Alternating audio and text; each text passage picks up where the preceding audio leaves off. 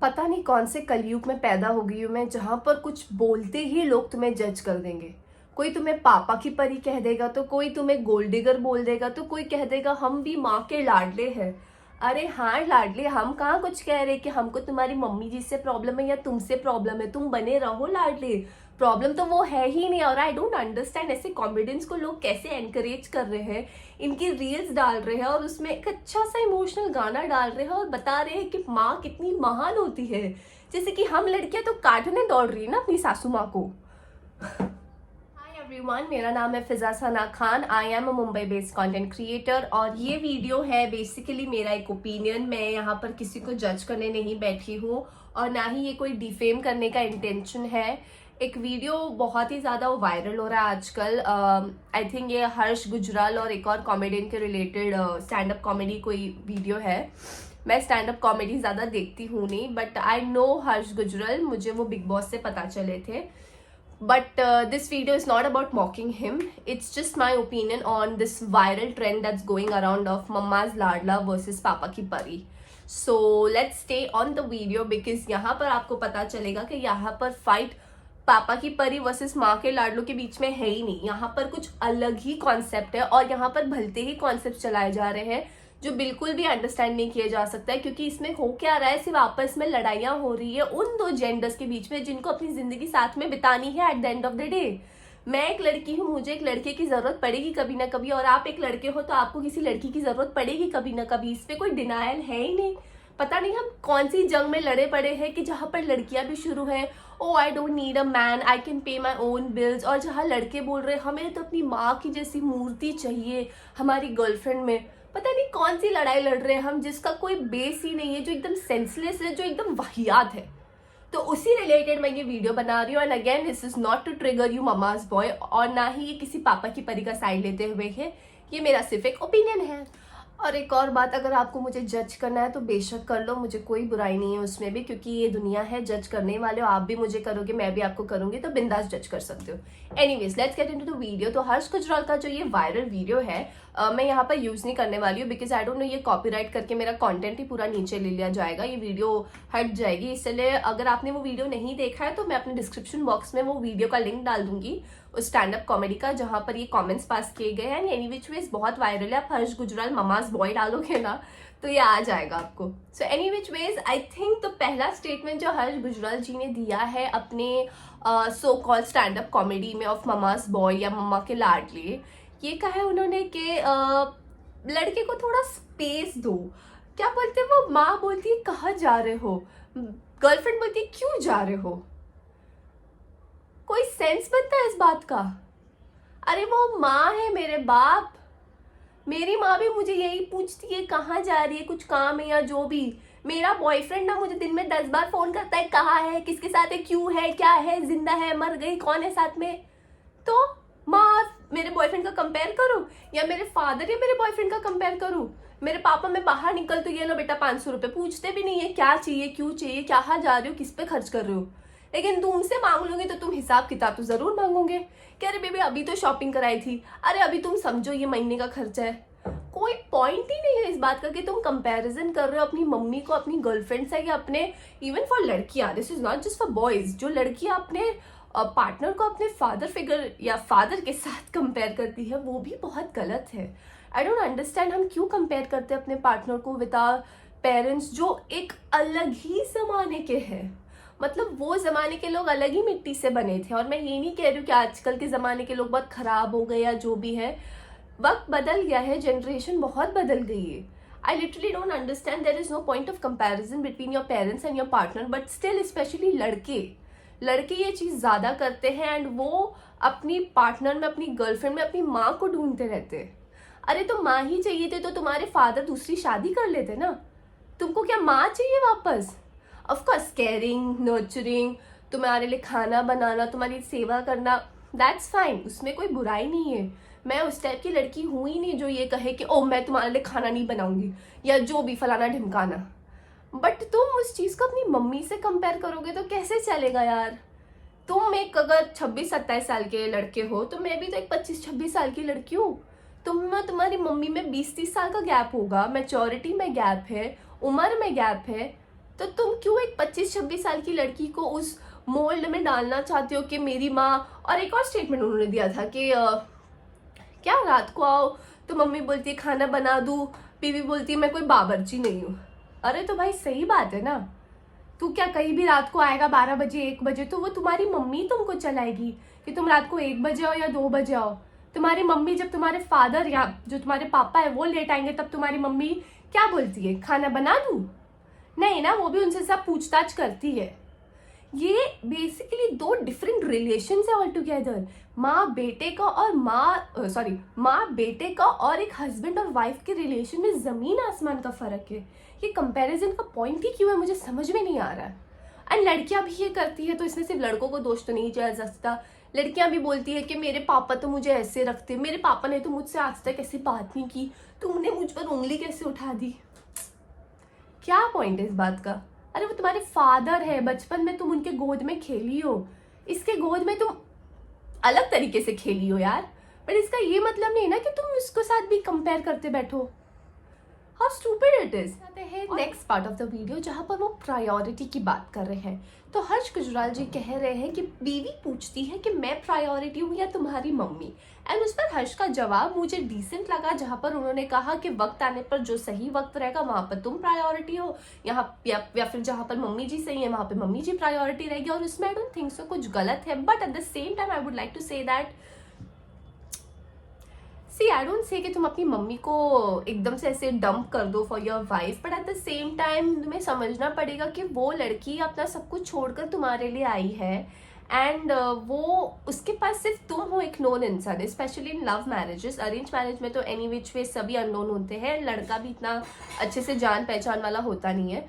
But in a love marriage जहाँ पर आप एक रिलेशनशिप में 3 साल 4 साल रह लो, उसके बाद वो मेरा हस्बैंड या जो मेरा बॉयफ्रेंड है, जब हस्बैंड बन गया, मैं उसी को जानती हूँ उसके पूरे परिवार में, तो मैं ऑब्वियसली उससे उम्मीद रखूंगी ना कि वो मेरे लिए खड़ा हो, एक्सपेक्टेशंस रखूंगी ना, तो उसमें गलत क्या है। और मैं ये भी नहीं बोल रही हूँ कि अगर मैंने कुछ बदतमीजी किया, मैंने कुछ गलत किया तो तुम फिर भी मेरा साइड लो, वो मतलब बिल्कुल भी नहीं है हम लड़कियों का। जहाँ पर हम गलत है, लेकिन एट द सेम टाइम सबके सामने हमें नीचा दिखा देना या मम्मी जी के सामने डांट देना या मम्मी जी के सामने, क्योंकि मम्मा बॉय हो आप, मम्मा का साइड लेने के लिए आप अपनी वाइफ को डांट दो, नीचा दिखा दो या ऐसे कर दो कि क्या तुम्हें समझ नहीं है क्या, मम्मी कह रही है ना ऐसी होना चाहिए तो ऐसी होना चाहिए।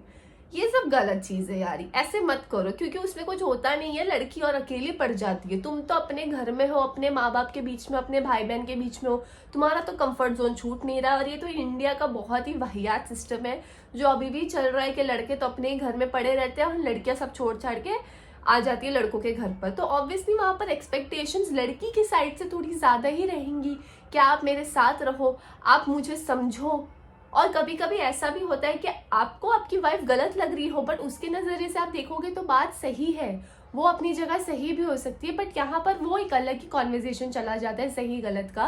But at the end of the day I believe that लड़के को अपनी वाइफ को एक प्रायोरिटी देनी चाहिए, क्योंकि वही आपके फादर ने किया होता है फॉर हिज वाइफ। जिस आप जो ये जो कर रहे हो ना मम्मा मम्मा मम्मा मम्मा, आपकी मम्मा को प्रायोरिटी कोई और आदमी बना चुका है।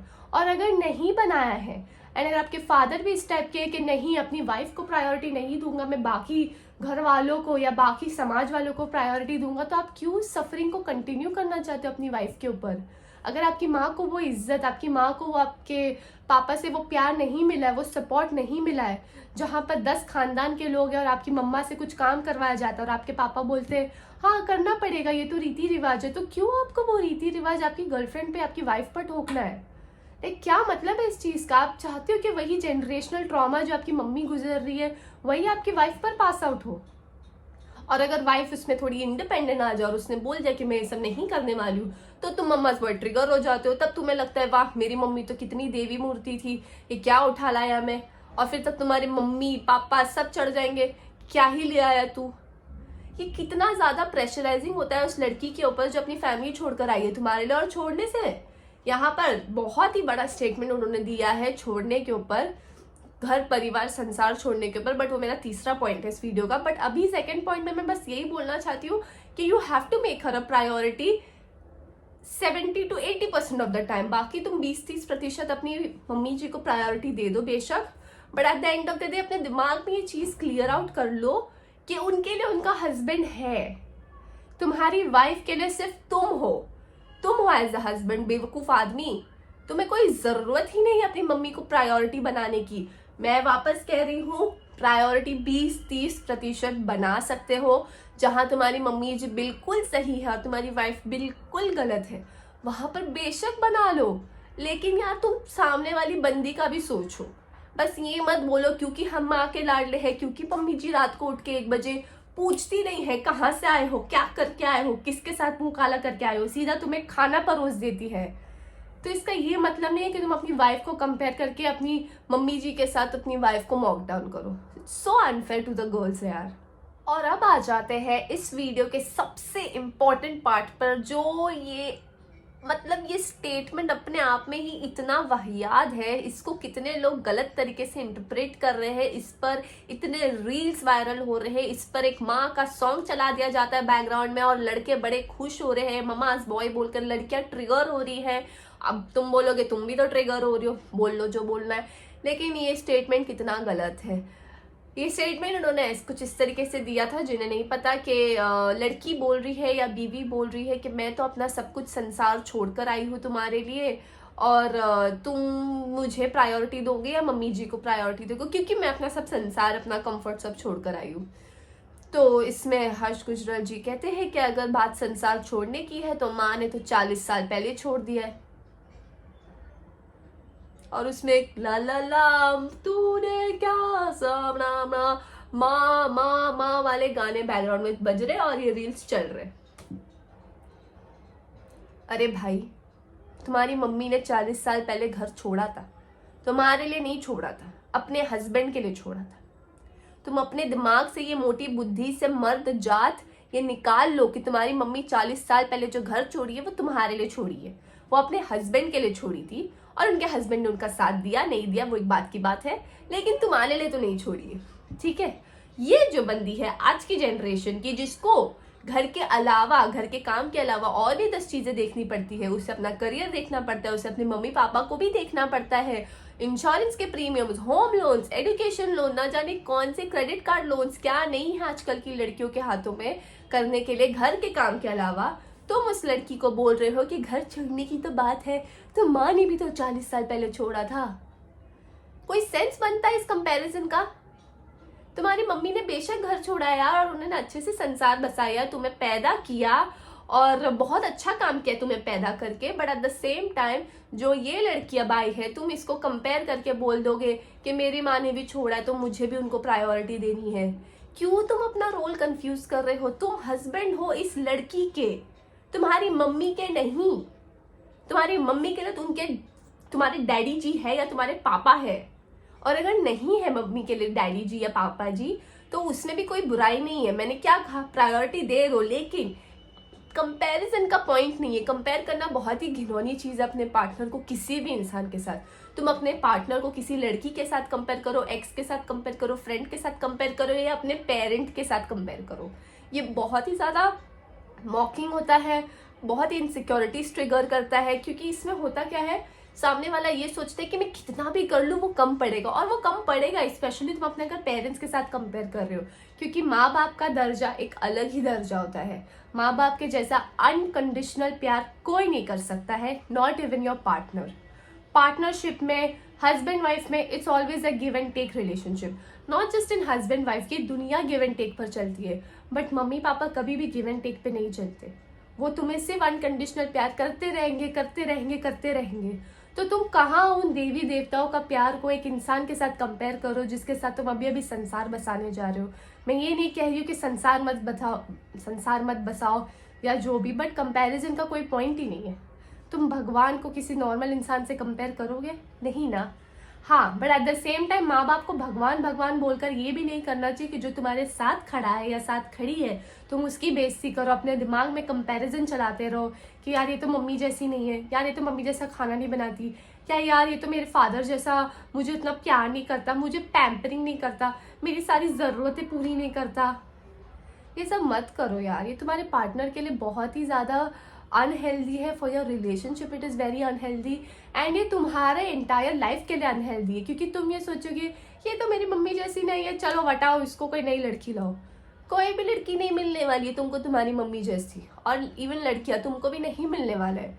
19-20 थोड़ा बहुत हो सकता है, लेकिन वो जो अनकंडीशनल प्यार है जो माँ बाप से मिलता है, वो इस दुनिया में किसी भी इंसान से तुम एक्सपेक्ट नहीं कर सकते हो। तुम अगर बहुत खुश नसीब हो तो शायद तुम्हें ऐसा कोई इंसान मिल जाए, मुझे तो नहीं मिला और ना मुझे उम्मीद है, बट ये बहुत ही स्टूपिड एंड अनरियलिस्टिक उम्मीद है अनकंडीशनल प्यार की from your partner.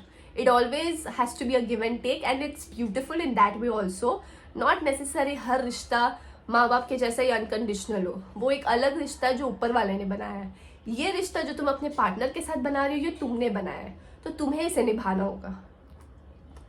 And guys lastly मैं बस ये बोलूँगी कि यहाँ पर लड़कों की गलतियाँ कम, आई थिंक लड़कों की मम्मी जी की गलतियाँ ज़्यादा होती है, जो ये सब चीज़ें एनकरेज भी करती हैं कि अगर लड़का थोड़ा किचन में हेल्प कर दे, या लड़का थोड़ा सा अपनी वाइफ को समझे या प्रायोरिटी दे, तो देखो कैसा काला जादू कर दिए, कैसा पागल हो गया, बीवी आई तो बदल गया। ये सब कमेंट्स जो ये पास करती है मम्मी जी लोग, जब सारी सास लोग एक साथ बैठ के बहू की बुराई करती है, आई थिंक उनमें लड़कों की गलती कम और उनकी मम्मी में गलतियाँ ज़्यादा है। और ये मैं अपने एक्सपीरियंस से बोल रही हूँ, क्योंकि मैंने देखा है, मेरे बिल्डिंग में एक आंटी रहती है, उनका बेटा था, बहुत ही अलग ही मिट्टी की बनी है वो aunty ji.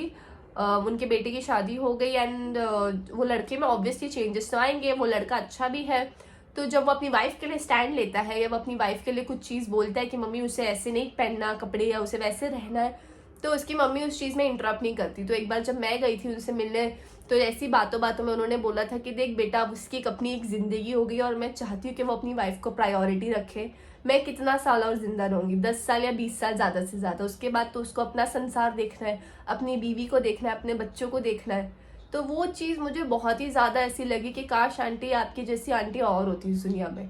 Not saying that कि वो जो बाकी मम्मी लोग हैं वो गलत है, सबकी अपनी अपनी एक सोच होती है, सब एक अलग जनरेशन से आए हैं, और एक अलग परवरिश हो या अपब्रिंगिंग हो, सोसाइटी हो, कल्चर्स हो, बहुत सारे फैक्टर्स होते हैं अपनी सोच को किस तरीके से इंसान मोल्ड कर सकता है।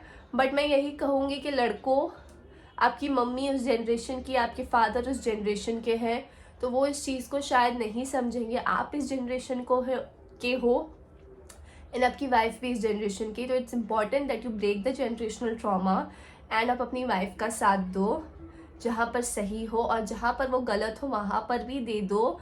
ये नहीं बोलते हुए कि अपनी माँ बाप की डिसरिस्पेक्ट करो, उसे बेशक आप प्यार से सबके सामने बोल दो कि ऐसी चीज़ मत करो, या वैसी चीज़ नहीं होने वाली, और फिर अकेले में समझा दो कि कहाँ वो गलत थी या क्या नहीं थी। But at the end of the day मैं यही कहूँगी कि please make your partner a priority always, क्योंकि मम्मी पापा ने अपनी ज़िंदगी जी ली है और 10 साल 20 साल जिएंगे। उन्हें बेशक प्यार करो, उनके मेडिसिन लाओ, उन्हें खाना पीना खिलाओ, घुमाओ फिराओ, साथ में जाओ, लेकिन उन्हें ऐसी प्रायोरिटी मत बनाओ कि आपकी बीवी, आपका हस्बैंड एकदम लेफ्ट आउट फील कर जाए, या उनको ऐसा लगे कि वो एक ऐसी रेस में दौड़ रहे हैं ऑफ कंपैरिजन जिसका कोई अंत ही नहीं है। क्योंकि ये लड़कियों के साथ होता है, वो हमेशा उसकी मम्मी जैसे बनने के लिए हर वो चीज़ करेगी, हर टाइप का खाना बनाएगी, हर चीज़ के लिए वो एक्सेप्ट करेगी, कॉम्प्रोमाइज़ करेगी, बट उसके बाद भी वो चीज़ें कम पड़ती है लड़कों को, क्योंकि ऑब्वियसली आपकी मम्मी एक अलग फिगर है और मैं एक अलग नॉर्मल साधारण सी आपकी जैसी एक लड़की हूँ, जो आपसे शायद 2-3 साल या 5-6 साल छोटी हूँ मैं। और मतलब नॉर्मली तो लड़कियां ही छोटी होती है लड़कों से जहाँ पर मैरिज होती है।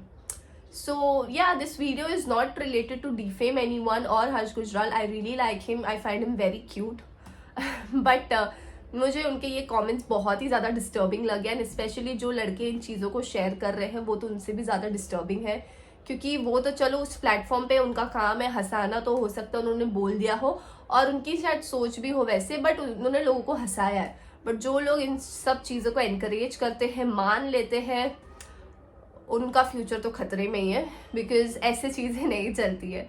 आप अपने पार्टनर को इस तरीके से वॉक डाउन करोगे तो तुम्हारा संसार उजड़ ही जाएगा कभी ना कभी, आज नहीं तो कल। वो पार्टनर फ्रस्ट्रेट हो जाएगा, लड़ाई झगड़ा हो जाएगा, और at the end of the day या तो वो छोड़ जाएगी या तो तुम छोड़ दोगे, और या तो फिर कोई चीट कर जाएगा, या तो बस ऐसी संसार चलता रहेगा, रोग आके वो जो एक माहौल होता है वो चला जाता है। That's it girls and boys for this video. अगर आपको ये वीडियो अच्छा लगा तो do let me know in the comment section what is your opinion on this. अगर आप agree करते हैं या अगर आप disagree करते हो तो दफा हो जाओ. मजाक कर रही हूँ. बेशक बताओ आपके क्या ओपिनियन है, क्या राय है आपकी, क्योंकि ये तो मेरा ओपिनियन है, आपका ओपिनियन बिल्कुल डिफरेंट हो सकता है, एंड वो भी इम्पोर्टेंट है. But at the same time I think it's very important to love your partner. And अगर आप सिंगल हो तो देन ढूंढो पार्टनर ऐसा, बट अपनी मम्मी जी को दिमाग में रख के मत ढूंढो. एंड लड़कियां अपने फादर जी को दिमाग में रख के मत ढूंढो. आपका पार्टनर जैसा भी हो उसे वैसे एक्सेप्ट करो, प्यार करो एंड अंडरस्टैंडिंग बनो. That's it. I love you all. See you in the next video.